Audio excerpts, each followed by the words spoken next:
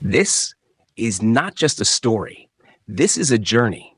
The journey of a 5-year-old girl named Anna, running with no shoes, no home, and no one to protect her, only pain in her heart and hope in her eyes. She was blamed for something she didn't do, chased by a stepmother who hated the sound of her laughter, and marked for a punishment meant for someone else's mistake. But what Pamela never knew was that the same little girl she chased into the street was about to begin the most shocking, painful, and powerful 100-day journey of her life. A journey filled with tears, betrayal, hunger, unexpected love, and a secret. A secret that would shake everything and everyone. Stay with us, besties, because the journey starts now. And you won't believe how it ends. The full story begins now. It started in the kitchen, quiet at first. Anna stood on a tiny stool, trying to rinse her cup by herself, because no one would do it for her. She loved pretending to be grown up. Her small fingers held the cup tightly as she focused on the water tap, humming a song she heard from TV. Pamela stood nearby, angrily scrubbing her phone screen with a rag. She had just seen a post from her friend bragging about a new house, and her blood was boiling. Nonsense. Is it not a man she used to get it? Shameless goat, Pamela muttered, distracted and angry. Then it happened. She reached for a plate from the rack without looking, her favorite one. White with gold edges. Imported. The only one she didn't allow anyone to touch. But as she pulled it out carelessly with one hand and scrolled her phone with the other, the wet rag in her hand slipped, and so did the plate. Crash! The sound was loud, shocking. The plate shattered into tiny pieces on the floor like broken glass dreams. There was silence. Even Anna froze, holding her cup midair. Pamela stared at the floor for a second, then turned sharply toward Anna, her eyes flaming with fury. You broke my plate, she shouted, pointing her finger like a sword.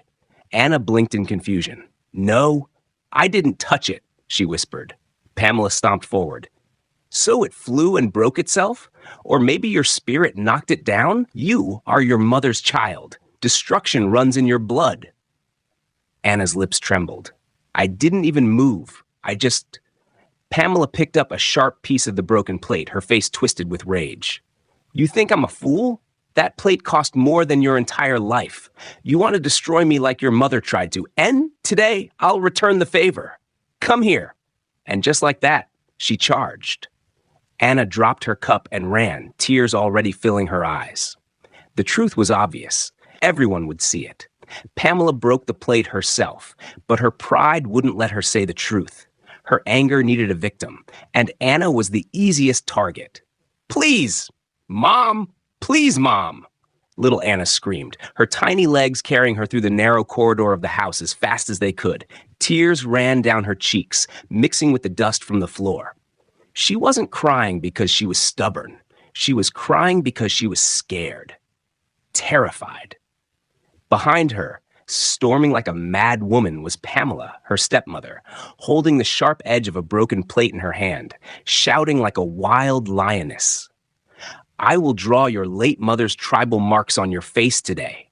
You hear me? You break my plate, my precious golden plate, and you think you'll run away with those innocent eyes? Not today, Anna. Not today. Pamela's voice echoed like thunder in the house. Her wrapper was loose, her hair flying in all directions, and she looked like someone possessed. Anna's heart pounded so loud she could almost hear it in her ears. The broken plate was still lying on the kitchen floor, shattered into pieces, just like her courage. It didn't touch it, Anna tried to shout back between sobs. I didn't touch it. But Pamela wasn't hearing anything. Her lips curled into a wicked smile as she ran barefoot across the tiles. Oh, you didn't? Pamela mocked, laughing sarcastically. Anna, you've come to this house to finish what your mother started, right? You want to ruin me too. Anna turned sharply into the living room, knocking over a stool in her panic. Run, little rat! Run! But know this. When I catch you, your cheeks will carry stories. Tribal stories. Pamela growled. Anna's legs were weak, but fear gave her wings. She darted into the old storeroom, pushing the door halfway shut. She hid behind a sack of rice, holding her breath like a mouse hiding from a cat. Pamela burst into the room seconds later, eyes wide with rage. "You think you can hide from me in my own house? Is this hide and seek or war? Come out now before I decorate your face with history." Suddenly, the broken plate slipped from Pamela's hand and cut her palm. She screamed, dropping to the floor, cursing loudly. Anna peeked from her hiding place, shaking, her small hand covering her mouth. Then came the unexpected. A big cockroach climbed Anna's head. Then she let out a noise, and that was when the tribal mark race continued, and finally she ran out through the open gate onto the street. Behind her, Pamela kept coming, still holding the sharp, broken plate like a weapon of war. "You will not escape me, Anna. I said today, you will wear your mother's tribal shame," she screamed. Neighbors peeked through their windows. Some even came outside, but no one dared stop Pamela. They knew her mouth was like pepper, and today it seemed her hand was fire. "Run, you witch! Even your legs like your mother's useless legs!" Pamela yelled, panting but still running. Anna kept running, barefoot, her tiny white dress flying behind her like a torn flag. Her breath was heavy, her chest tight, but she didn't stop. Not for a second. Fear pushed her forward. Cars honked. A man on a bike nearly hit her. She didn't care. She ran past shops, houses, barking dogs, curious eyes. She ran past everything familiar. And still, Pamela chased her. But then, finally, Pamela slowed down. She stopped, bent over. Breathing like a woman who had just wrestled a lion, she looked around. Anna was gone. Just like that. Gone. "Where did that witch go?" Pamela shouted, spinning around in frustration. "You break my plate and now you vanish like smoke? Don't worry. You'll come back. You always do. And when you do, your cheeks will wear the truth." She hissed and stormed back home, not knowing she had just lost Anna in more ways than one. Anna, miles away now, was still running, heart racing, feet bleeding, tears dry. The only home she ever knew had just rejected her bear. She didn't know where to go, so she kept walking. From street to street, corner to corner, turning left when the road said right, and right when her legs had no strength. Her tiny feet were cracked and dusty, her lips dry like forgotten bread. Her tummy growled like a hungry lion, but nobody cared. Nobody even asked if she was okay. They just walked past her like she was air, or worse, like trash. At one point, a man even said, "Where is this one crawling from? Zombie child?" And just like that, she kept walking, too tired to cry, too weak to talk. That night, her first night alone, she curled up beside a gutter. Yes, an actual roadside gutter. No bed, no blanket. Her arm became her pillow, and the sky was her roof. A cold breeze slapped her like life itself was angry with her. She tried to close her eyes, but the pain in her belly was louder than her thoughts. That kind of hunger that burns like fire, but nothing is cooking. Then she saw it. A small, dirty, forgotten bag lying in the corner. She picked it up. It was empty. She placed a stone inside it and hugged it tight. "At least I'm not alone," she whispered to the stone. Her only friend.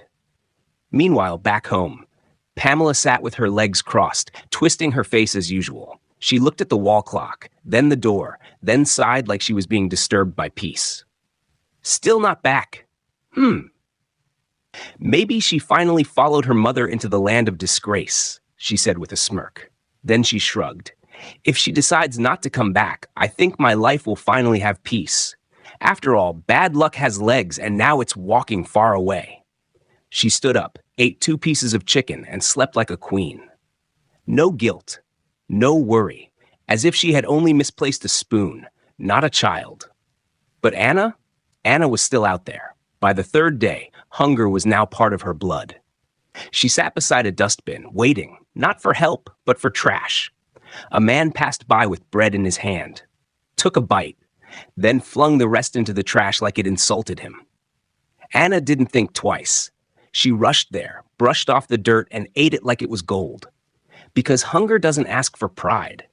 Hunger just wants food. By the seventh day, her once clean dress was now the color of shame. Dust, sweat, and street stains had baptized her like a forgotten rag. People no longer looked at her with pity. They looked at her with disgust. Children pointed. "Look, the dirty ghost girl." Some even threw stones. Adults hissed loudly. "Go and find your people, dirty spirit. Stop bringing flies here." She didn't blame them. They couldn't see the pain behind her dirt. Only one person knew the truth. Pamela. But Pamela had washed her hands like Pontius Pilate. On the eighth day, she woke up under a broken wooden kiosk, her body covered in mosquito bites. Her lips were swollen from heat, and her hair was tangled like weeds.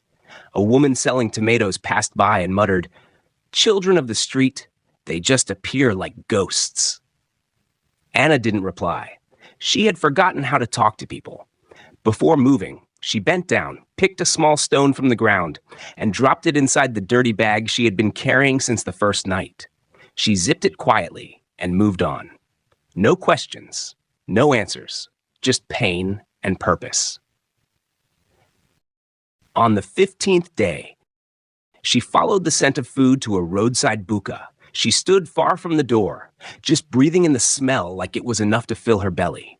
A man noticed her and hissed loudly, "Disappear right now, before I use you to clean this gutter." She didn't wait for a second warning. As she ran, her stomach growled like thunder. She passed by a woman roasting corn.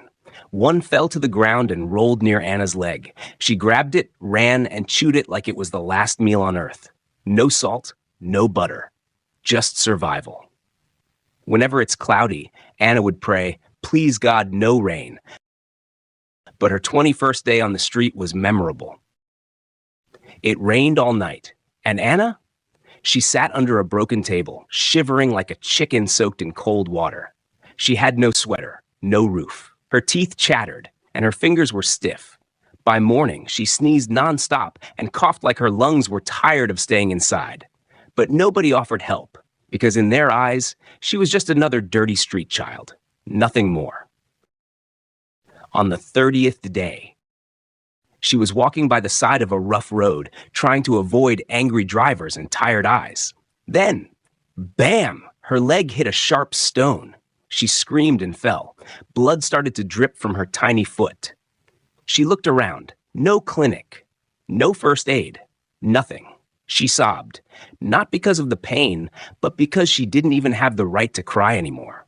After a while, she stood up, limped to the nearest wall, tore a piece of her already torn dress, and tied the wound herself. Then, like a habit, she picked another stone and placed it in her bag. She kept walking, limping, but her eyes were set on one direction, the airport.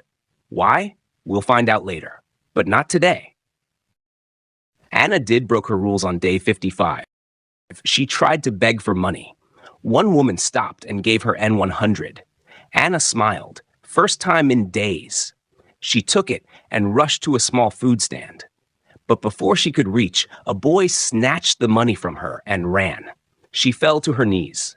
It wasn't just about the money. It was about the fact that life didn't even want her to have hope. Still, she stood, she moved, she picked another stone, and kept going. Day 59 was a day to remember for Anna because she ate a meal with no name. It was late evening. Anna sat under a tree beside a restaurant, inhaling the smell of jollof rice she couldn't afford. Then came a soft voice. "Do you want some food?" She looked up. A middle-aged woman in a bright blue dress stood holding a nylon bag. Anna blinked. The woman smiled and handed it to her. Inside, one wrap of rice, a boiled egg, and a pure water sachet. A full meal, a miracle.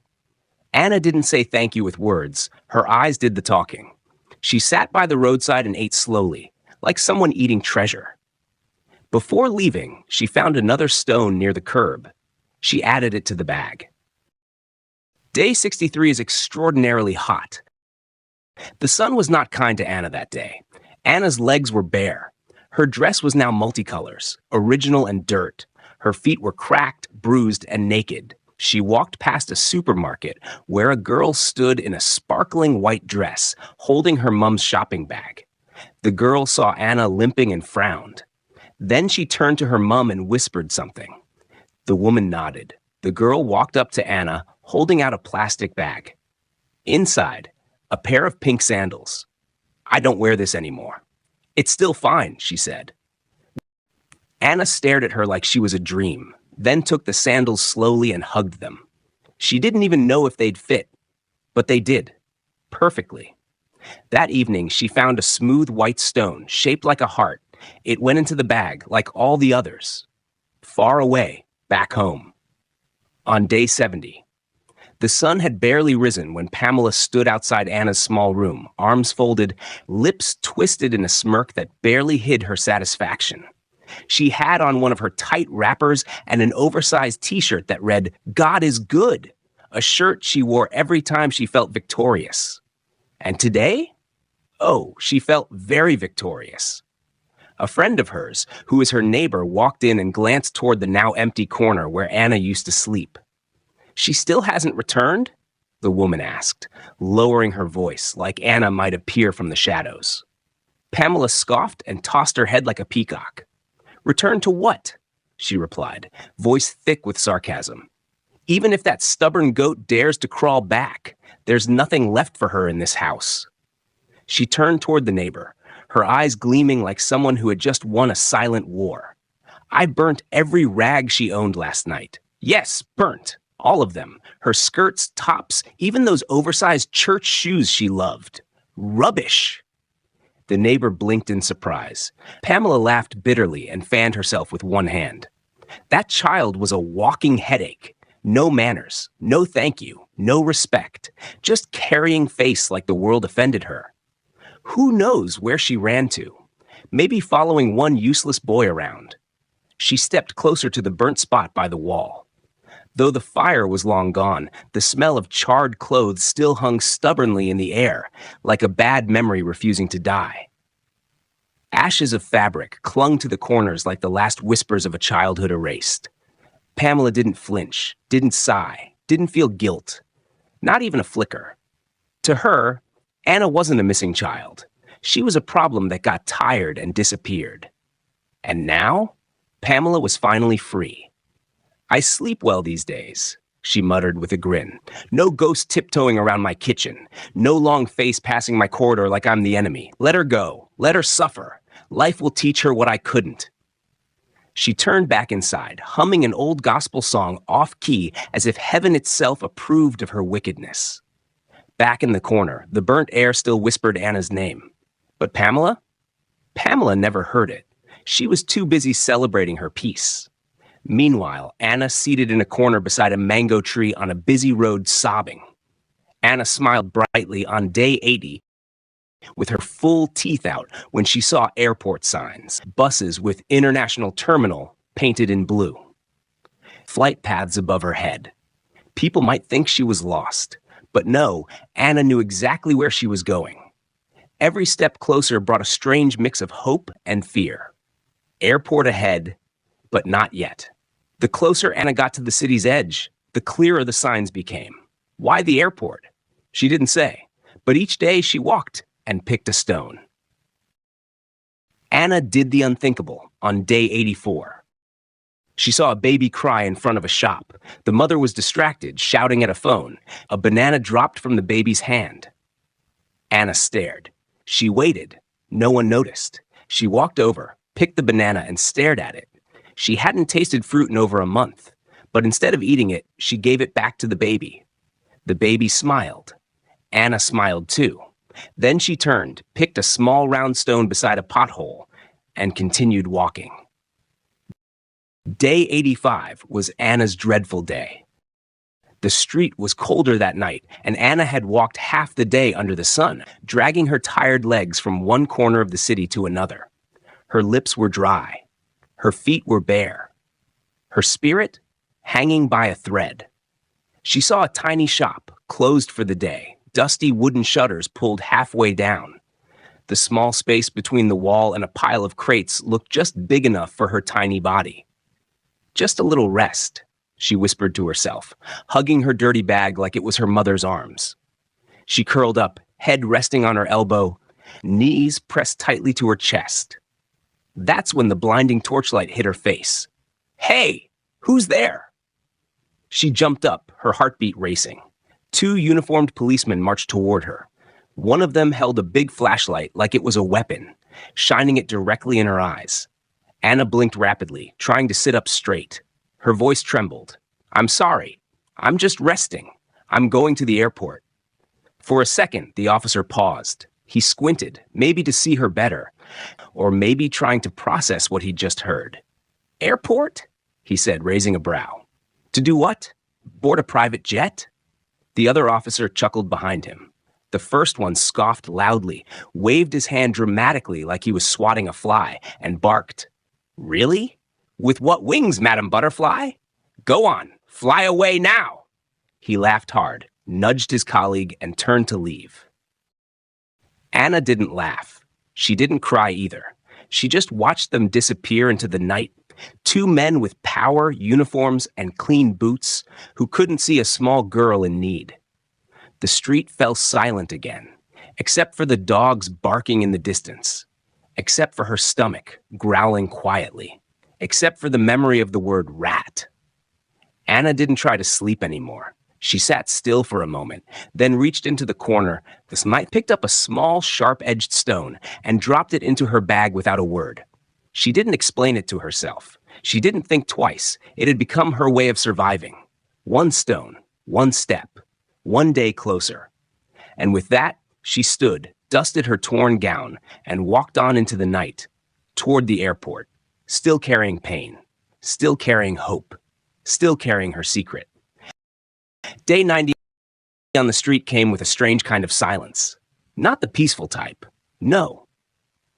The kind that made Anna feel like something big was about to happen, but she didn't know if it would be a blessing or another slap from life. She hadn't eaten for 2 days again. Her body was now used to the hunger, but what her body could never get used to was the smell of hot fried yam from roadside vendors. That morning, as she dragged her feet past a busy roundabout, a bus splashed her with brown, oily gutter water. No one said sorry. In fact, one man even chuckled, "Ah, free shower." Anna didn't reply. She just wiped her face with her already dirty hand and walked on like nothing happened. But deep inside, her spirit groaned. She stopped under a tree to rest her back. That's when she saw it. Far ahead, beyond the traffic, beyond the rooftops, stood the airport fence. High, silver, proud, like it was laughing at her dusty feet. She squinted. Airplanes flew above her, like rich people's birds. She chuckled bitterly and said to herself, "See life. Me, I'm walking like tortoise. Them, they're flying like angels." Her right foot was swollen. The sandals the rich girl gave her were now wearing out. She limped with every step, but refused to stop. At some point, a car full of rich kids slowed beside her. One of them rolled down the window, pointed at her, and said, "Mummy, look, that girl looks like she escaped from cartoon prison." The mother laughed. The driver drove off. Anna didn't cry. She just looked down, found a tiny jagged stone, and placed it gently inside her bag. The bag was heavier now, not from clothes or money, but from secrets the world didn't understand. Then something happened. Right in front of her, a woman slipped and dropped a tray of oranges. Anna rushed to help her pick them up. Not because she wanted a reward, but because she still had kindness, buried somewhere inside her tired heart. The woman looked at her and said, "You? You're not mad?" Anna smiled faintly. "Not yet." The woman laughed, then handed her one orange. One orange. To someone else, it was just a fruit. But to Anna, it was like someone handed her sunlight. She sucked on it slowly, juice running down her lips. Then she looked back at the airport. Closer now. The fence no longer felt like a wall. It felt like a gate. And behind it, something waited. Something she hadn't told anybody. Not even the stone-filled bag hanging by her side.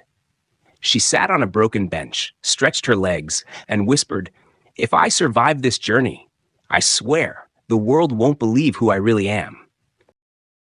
This was Anna on day 92 of the street.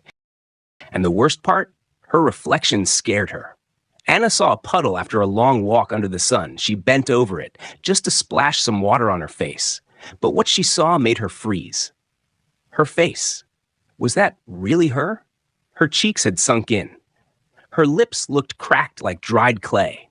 Her eyes, they didn't sparkle like they used to. They just stared back at her, hollow and tired. She touched her face gently, as if she was seeing a ghost. "This can't be me," she whispered. But it was. The puddle dried before she could even wash her face. She stood slowly, picked another stone, dropped it in the bag, and kept going. Day 95. She was walking near a car park, dragging her tired feet behind her, when she heard it. "Anna?" She froze. Her heart jumped. Someone called her name. Her name. She hadn't heard it in weeks, maybe months. Not since she left home. Not since she became that girl people avoided. She turned around slowly, eyes wide, lips trembling. "Yes?" she said, her voice barely louder than a whisper. She took a step forward, hope bubbling inside her like a forgotten memory. A woman was standing beside a black SUV, calling out again. "Anna!" Anna walked faster now, almost running.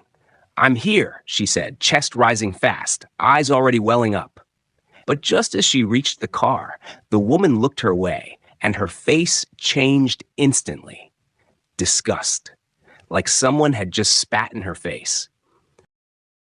The woman grabbed the little girl beside her and hissed, "No, no! I wasn't calling you!"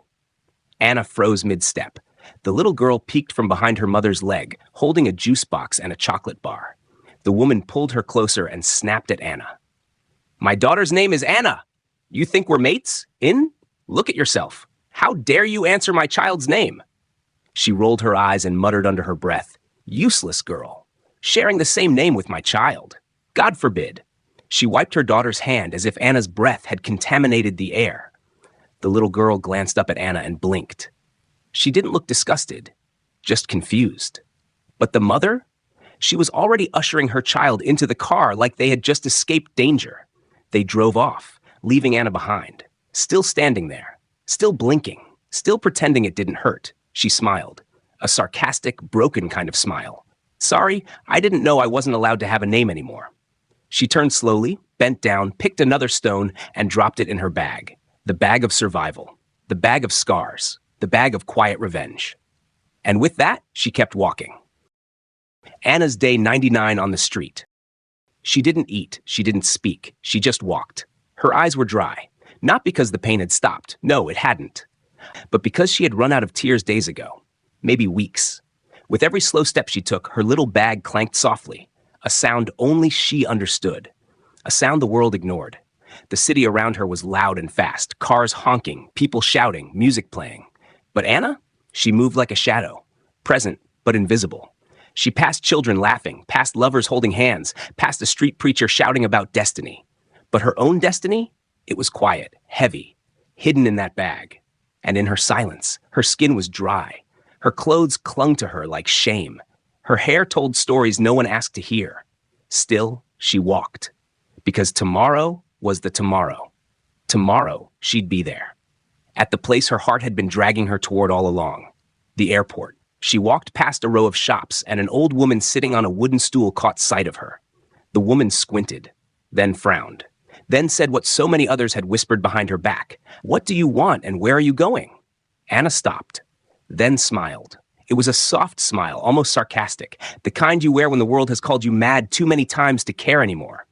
"I'm going to the airport," she said calmly. The old woman blinked twice, like her ears had betrayed her. "En? Airport? You want go carry plane?" She shook her head like Anna was a lost soul. "To do what?" the woman asked, curiosity mixed with concern, or maybe confusion. Anna looked her dead in the eye. "I won't tell anyone until tomorrow." The old woman stared at her for a long moment, then smirked. "You don't mad finish? You see how you dey smell? You think say dem go allow you enter there? You we resemble abandoned rag?" Anna's smile faded a little, but she still stood straight. "What if I beg them?" she asked quietly. The woman let out a long, dry laugh. That type of laugh old women give when they think you're joking with life. "Dem no go even let you reach gate. Go bathe. Go change cloth. Go resemble human being first." Anna's knees buckled. She dropped down in front of the woman. Please, Mama, give me cloth, anything. Just give me something to wear.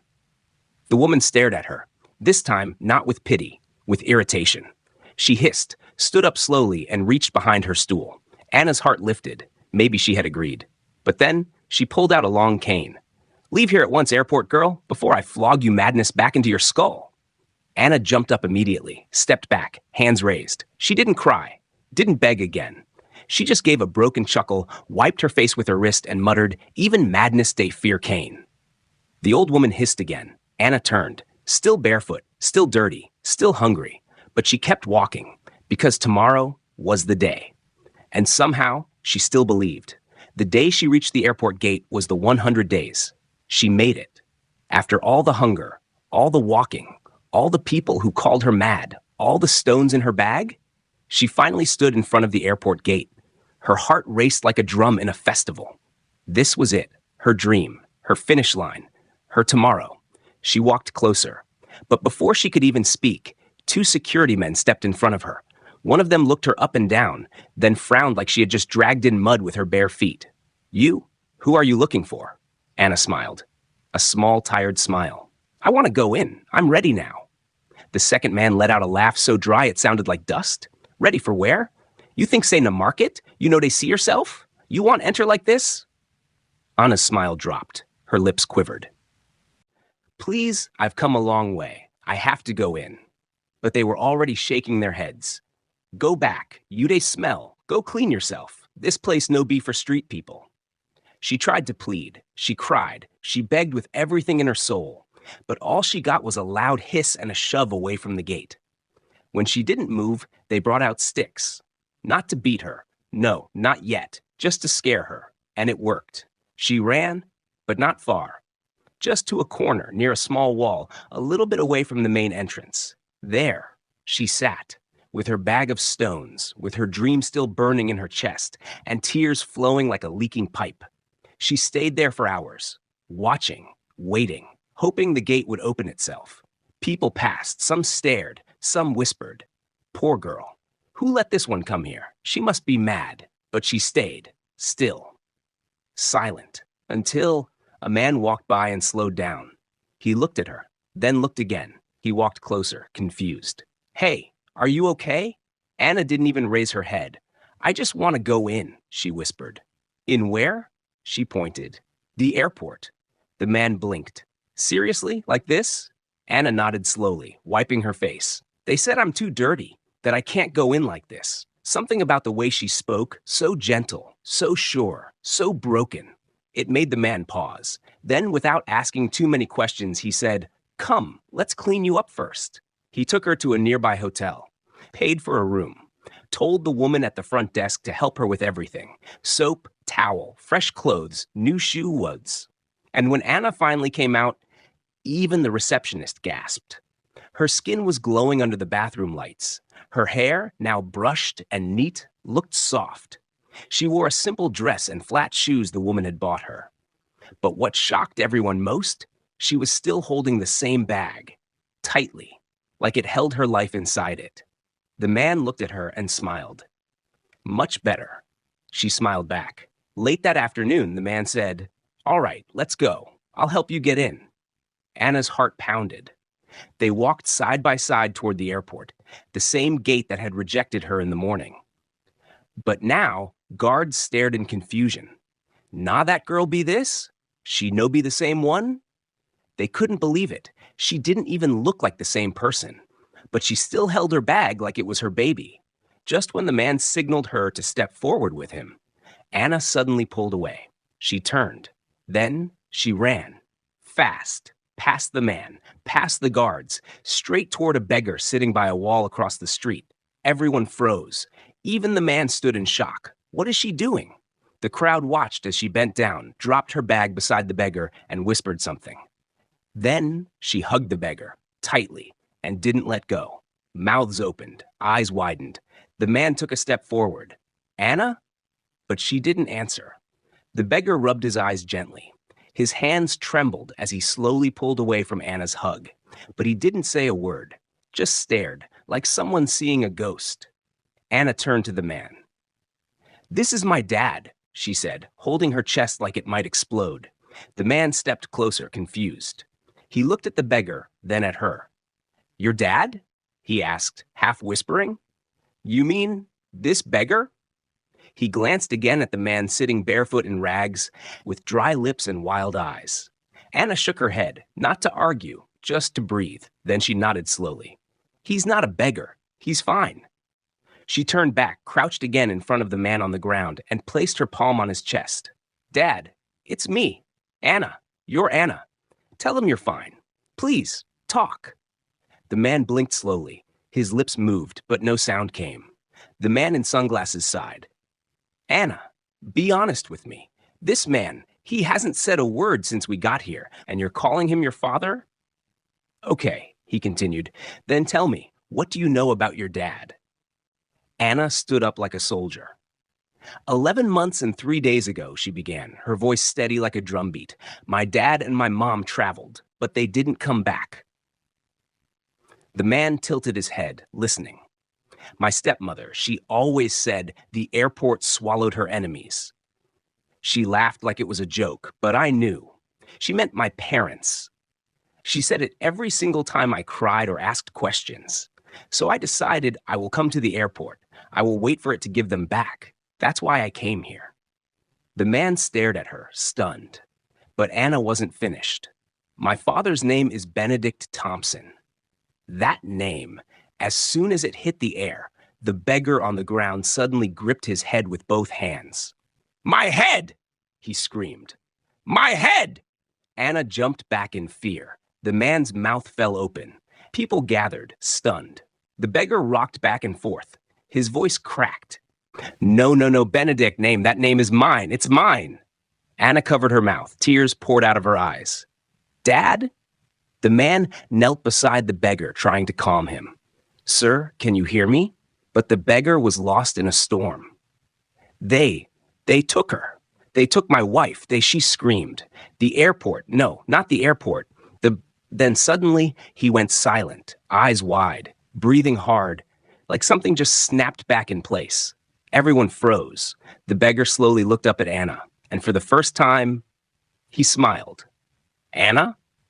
He whispered. Anna's knees hit the floor. She sobbed as she crawled to him. Yes, it's me. It's Anna. The man watching them swallowed hard. This was not just a madman. This was a father. 4 days later, Benedict Thompson sat quietly on a hospital bed, wearing clean clothes, his face shaved, and his eyes clearer than they'd been in months.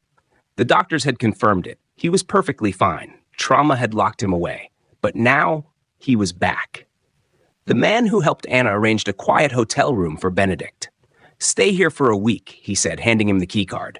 Rest. Eat. Heal. It's on me. Benedict tried to speak, but his voice cracked with gratitude. Anna hugged the man, her voice soft. Thank you for giving me my dad back. Back at Pamela's house. 1 week later, the house was filled with music, balloons, perfumes, and fake smiles. Pamela, Anna's stepmother, was celebrating her birthday. Her friends surrounded her, laughing, toasting, dancing. Then the door creaked open. All heads turned. Pamela froze. Standing at the entrance was Anna, clothed, combed, clean, and beside her that same man who once took her to the hotel. Pamela's glass slipped and shattered on the floor, her face twisted. What in God's name are you doing here? She screamed. I thought you were dead. Anna didn't flinch. She smiled sweetly. No, I'm not dead. I just rose again, like bad news. The guests gasped. Don't worry, Anna added, stepping inside. I'm not here to beg. I'm here to show the world who you really are. Pamela's lips trembled. You're bluffing. You have nothing. Then the second door opened.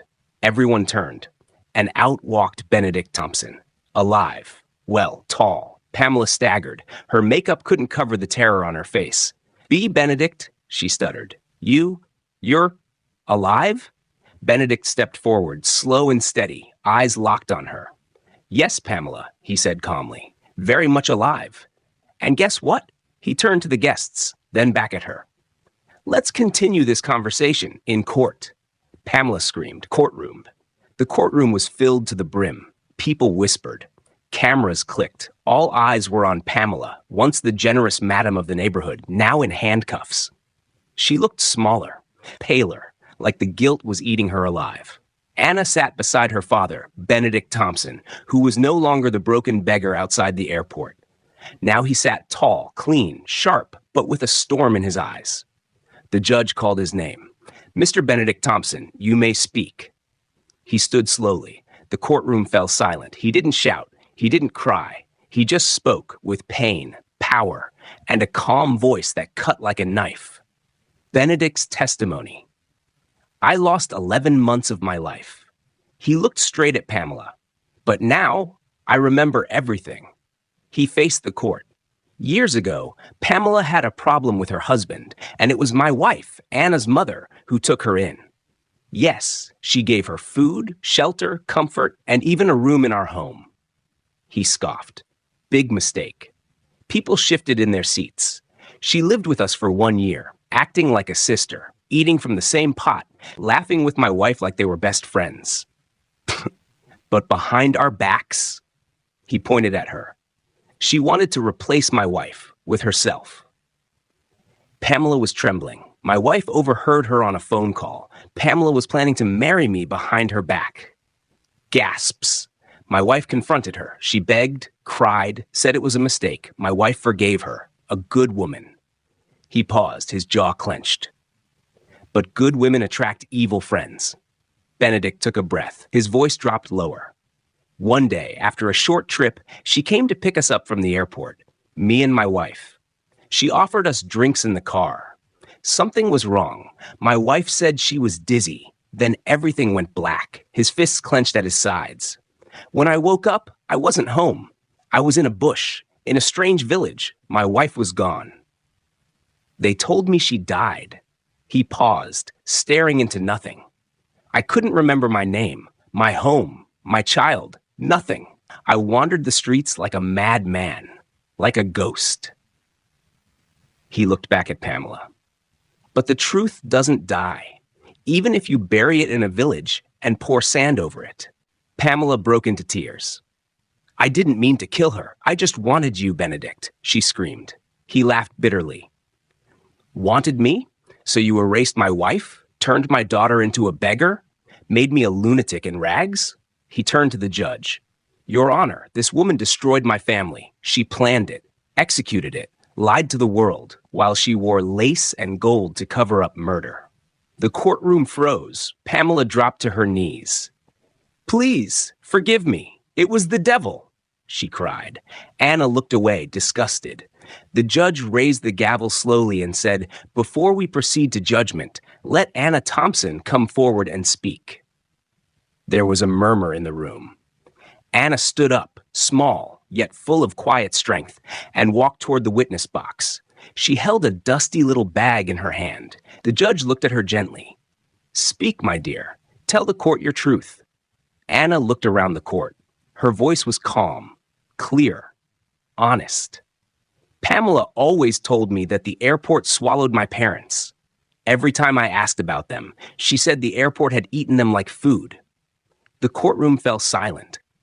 So, the day she scared me out of the house, I decided to go to the airport and look for the place that swallowed my mom and dad. She held up her small bag.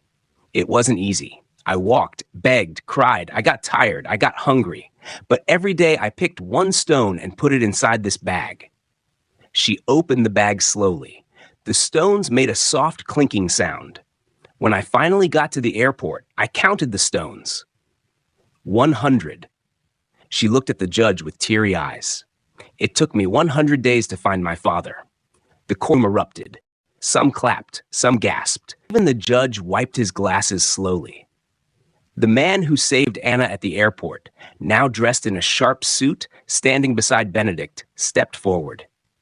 The judge nodded toward him. Are you the lawyer representing the Thompsons? He smiled. Yes, Your Honor. And proudly so, because I didn't just meet a client at the airport that day. I met courage in the form of a little girl. He turned to Anna. She saved her father and reminded the world what love looks like. Flashbulbs from reporters went off. Cameras rolled. Everyone whispered the same name. Anna, the girl who didn't give up. The verdict. The judge rose. This court has heard enough. He turned to Pamela, who looked like a shadow of her former self. For betrayal, premeditated harm, and attempted murder, Pamela is hereby sentenced to life. He paused. Life improvement behind bars. May you use your remaining days to reflect on the evil you did. Pamela broke into sobs. No one moved to comfort her. Outside the court, Anna and her father walked down the steps of the courthouse. Paparazzi followed. Children waved. People pointed. It's her! That's the girl who saved her father. Someone shouted, Anna for president. But Anna just smiled. She clutched her stone bag, still dusty, still heavy. Benedict wrapped an arm around Anna. Thank you for not giving up on me, he said. Anna looked up at him, smiling with tears. You're my father, a loving one at that. You have no idea how much I missed you. Benedict placed a kiss on her forehead. Besties! Wasn't that such a touching and powerful story? There's a big lesson here. Never give up, even when no one believes in you. Even if the journey takes 100 days or longer, just keep moving forward. Because your courage, like Anna's, can bring light to hidden truths and heal broken hearts. Moral lesson? Love is powerful. Determination is beautiful.